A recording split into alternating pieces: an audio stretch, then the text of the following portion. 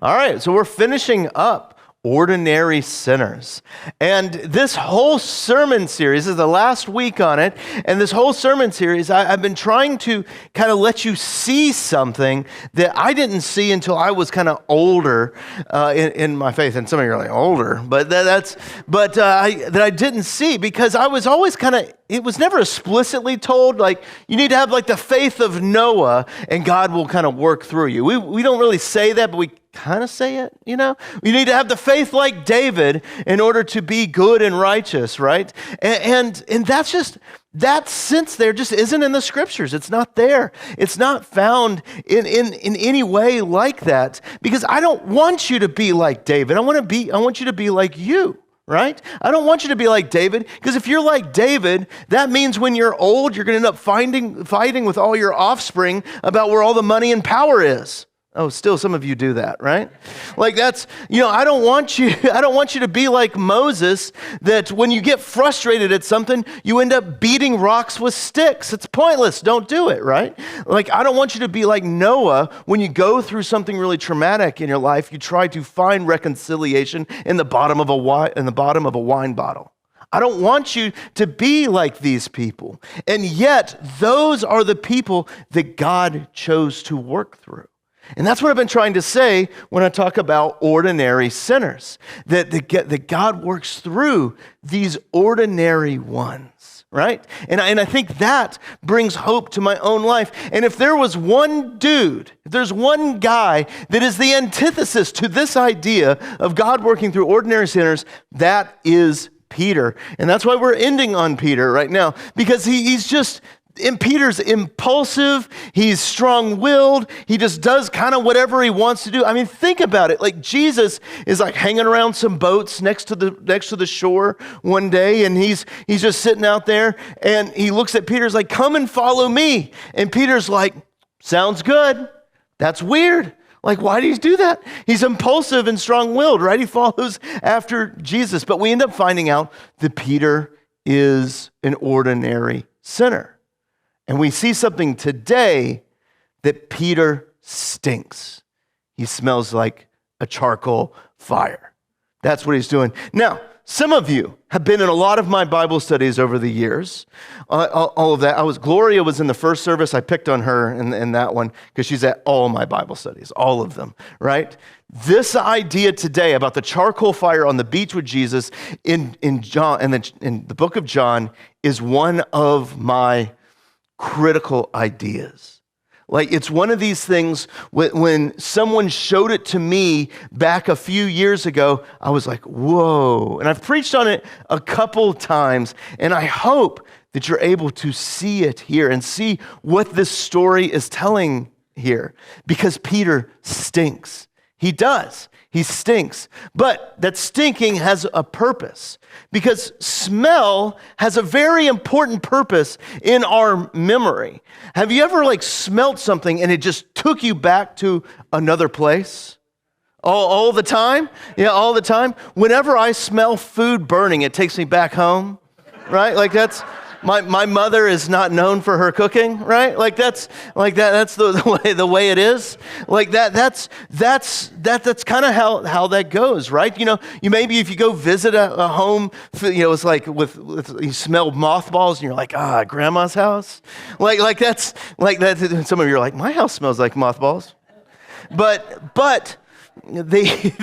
Or you have all those especially charcoal. We're talking a lot about charcoal, and some of you are real snobbish about your charcoal. Like I talk about lighting up the grill, get my propane gas grill over there, and you're like, that's not real grilling.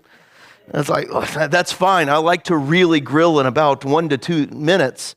Like that's and not wait the 30 minutes, right? So that's but that charcoal, but you can that smell will bring up all these memories, right? Of 4th of July's, of barbecues, spending all this time at the lake. I mean, there's something about smell with us that it just connects right into these memories and can take us back. Like smells and kind of how places look. I have a friend who's a pastor, and his father died when he was a teenager. And he found out, like his dad had a heart attack and they took him in the hospital, and they found out about his death in one of those like small little rooms at the hospital, the consultation room. Us pastors, we spend a decent amount of time in those.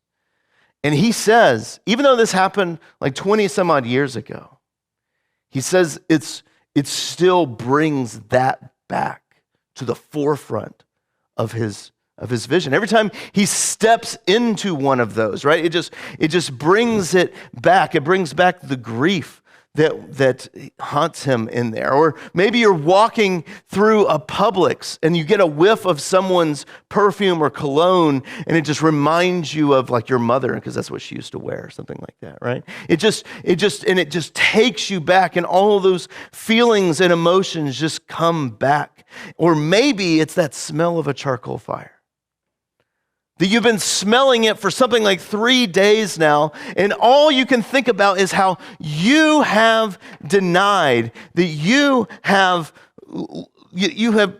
no better than that denier, Judas. That you're no better than him.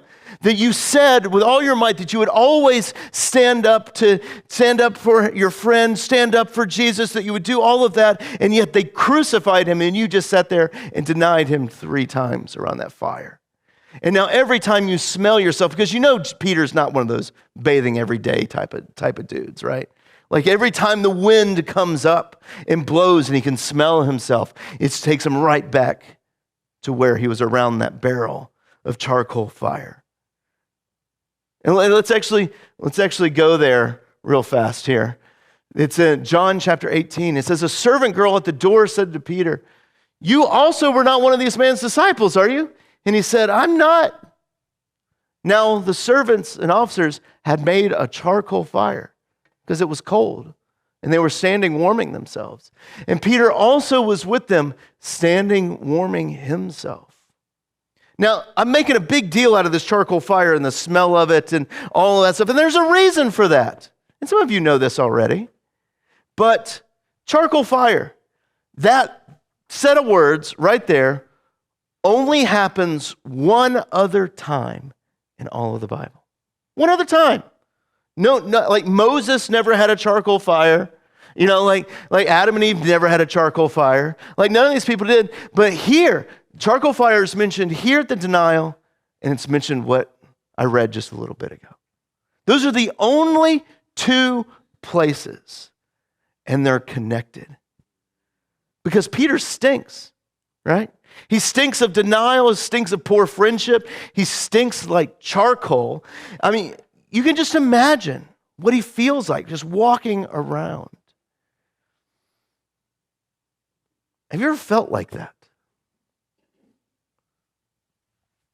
Have you ever had, when you're driving around, have you had to avoid driving down certain roads so that you can avoid certain people? Because anything that reminds you of them just brings up hurts. It could be like something like a loss of a relationship, like divorce or something like that. That you know that you've messed up deep down. So did your spouse, by the way. But you can't just drive down that road without seeing signs of him or her, signs that remind you of how you've messed up. Or maybe when you were a parent, like you promised your kid you're going to be at their big acting debut where they have this big line that they're going to do at their school. But for whatever reason, you weren't able to be there. And now, because they played Charles Dickens' A Christmas Carol every 10 minutes during the Christmas season, you are haunted by the past whenever you hear, and God help us, everyone, because you weren't there, right? There's so many times where we're trying to walk and do things well, and we just mess up and we just end up with the stink on it. And so many things are reminding of how we've messed up. I think that's Peter's existence right here. I think that's Peter's existence because Jesus rises from the dead 3 days later. And the disciples get to see him, and then he kind of goes away for a little bit, and then he comes back again, and there's like, doubting Thomas, that whole thing happens. And they're like, yay, Jesus is alive and all that. But Peter's not over it. Peter, you can tell that he's like, well, what do we do now? How do I exist now?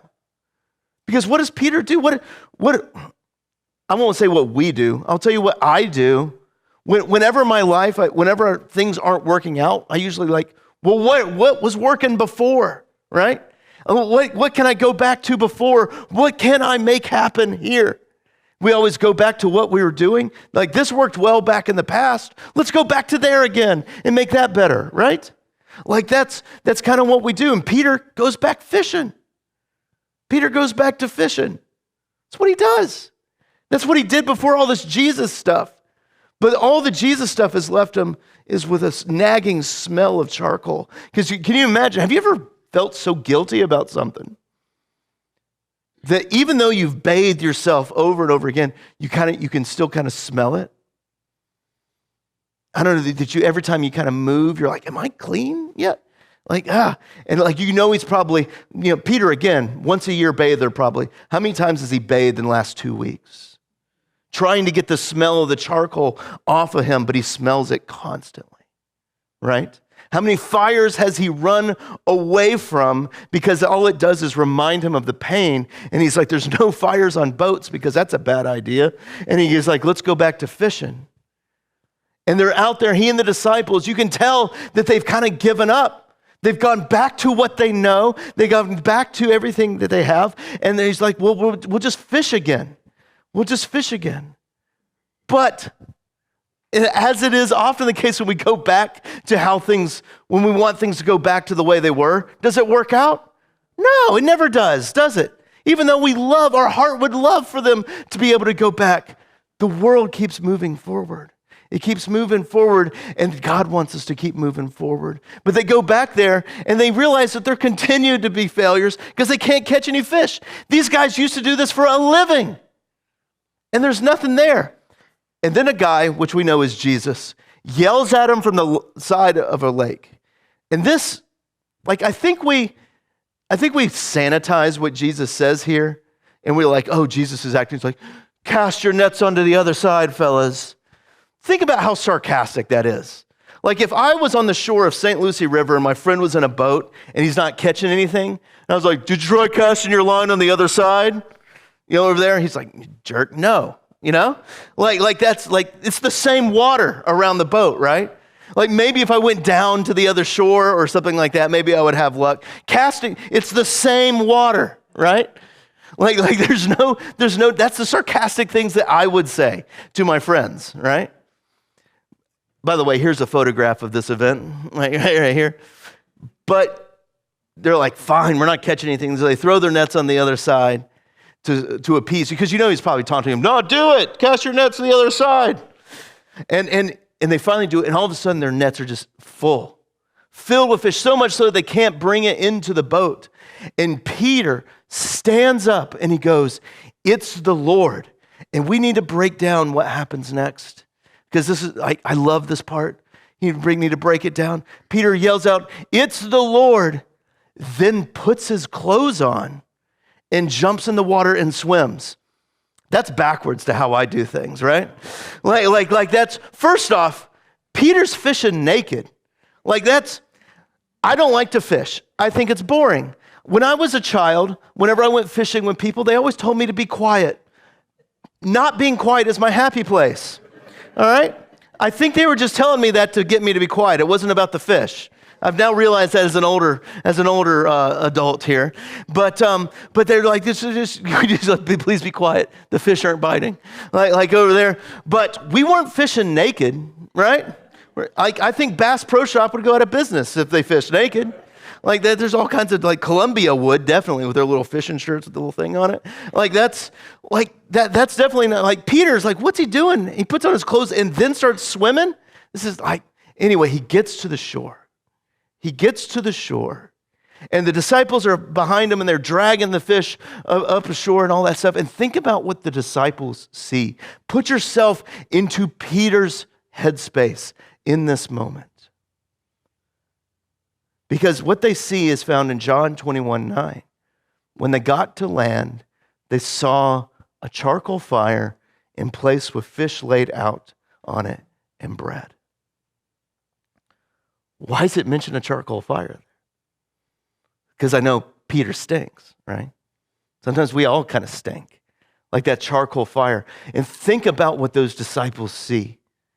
Think about what going through Peter's head. How many fires has he avoided to not deal with the pain and the trauma that's going through his own mind, right? How many fires has he avoided? And now Jesus is sitting there like poking it with a stick, sitting down. He's like, just have a seat, Peter. Pay no mind to the little fire. It's not going to hurt you. And Peter's sitting there with everything that he's been a failure the whole time is confronting him. And he's probably just like vibrating, right? As he faces his own sinfulness, his own grief, his own failures, as he's just facing it there, right? And then they have breakfast. Like, just imagine Peter. Like, every time he eats one of the fish on the fire, like he smells it, right? Just imagine that. Just over there. And by the way, where did the fish come from on the fire? Like, Jesus is like, cast your nets aside, bring some fish up here. But there's fish already on the fire. Sometimes Jesus has already done the work for us. And the fish are already there. Sometimes he tells some of you, go get some fish. But sometimes the fish are already there. Okay?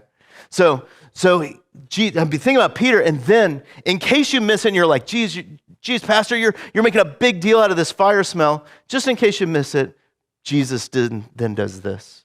He goes, Peter, let's have a conversation. And we know this conversation. It's like one of the most famous ones in the world. Jesus asked Peter, do you unconditionally love me? Because there's different definitions for love in Greek that we don't have in English. Do you unconditionally love me, Peter?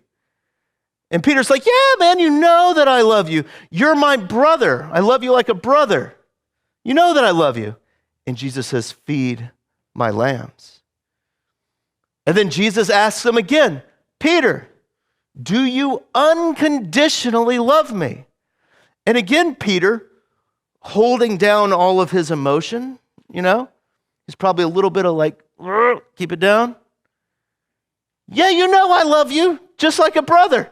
And you know what's going through his mind, because Jesus goes, tend my sheep. And Peter's going, Jesus, you're pushing me. You're pushing me. Don't bring this up. Like, you already got me around this fire. You got a little grin on your face that I don't like. You're making me eat this fish. I'm having to confront all this stuff. If you say this to me again, we're going to have issues. And Jesus is like, Peter. And then Jesus says this, do you love me like a brother? He throws Peter's words into it. Do you love me like a brother? And this crushes Peter 3 times, the 3 times the amount of his denial, the 3 times with the smell of the charcoal all around. It was all too much for Peter, and he explodes. He goes, you know that I love you. I didn't mean to neglect you. I didn't mean to deny. I didn't mean to make it hurt like that. I didn't mean for any of that. He just goes in. You know that I love you. And Jesus goes, feed my sheep. And then Jesus explains how, Peter, you're going to live a lot like I did. Follow me. And here's the point. And this is the point of the whole sermon series. Is that Jesus didn't meet Peter when he was getting everything right. He's not meeting him when he's on the mountaintop experiences and Jesus is like, amen. Like doing that whole thing. He's not meeting him there. He meets Peter in the midst of the valley of the shadow of death where everything is so low. He meets Peter, could you say, when he's facing his own cross. Jesus meets him right there and he says, feed my lambs. And I can tell you what that looks like as my friend. Because no matter how much compassion I could ever muster, my friend who has to face his own inner demons about the grief of his own father, when he walks into that room, he's able to bring counsel and love in a way to people that are suffering with death, the loved ones that I'm never going to be able to. Because Jesus has taken him from that innermost pain and brought it out and showed love to, and shows love and light out from that. And he does that to all of us. We all have those places that we hold deep down and we're like, I'd never want those to see the day I'm going to take them to my grave. And Jesus meets us in the grave at the cross and he rises up again in new life and goes, feed my lambs. Feed my lambs. And that's what I think it means to be an ordinary sinner. That those deep, darkest parts of us that we think are irredeemable, that are unlovable, that Jesus comes and meets us there. Those parts that we think are unusable, and he goes, from that point on, go out to there. Show love in the ways that you can show love to the people around you. Show the love not because this is how you get saved, but because God has already redeemed that pain and that hurt. And I think that's what Peter means when he says, I've thrown aside my previous ignorance. He sees that Jesus is who saves him. And that's who saves you too. So go and follow him as he brings life to all those nooks and crannies in our lives. And I think that's good news. We'll end right there. Jesus, we thank you that you love us so much and that you are with us. Lord, when we smell those charcoal fires around us, Lord, meet us in those places, that you could send us out from there, that you may give us light in those dark paths, that we can take that light and be that light for others in those darkness. Lord, continue to guide us along your paths for your name's sake. In Jesus' name, amen. So thank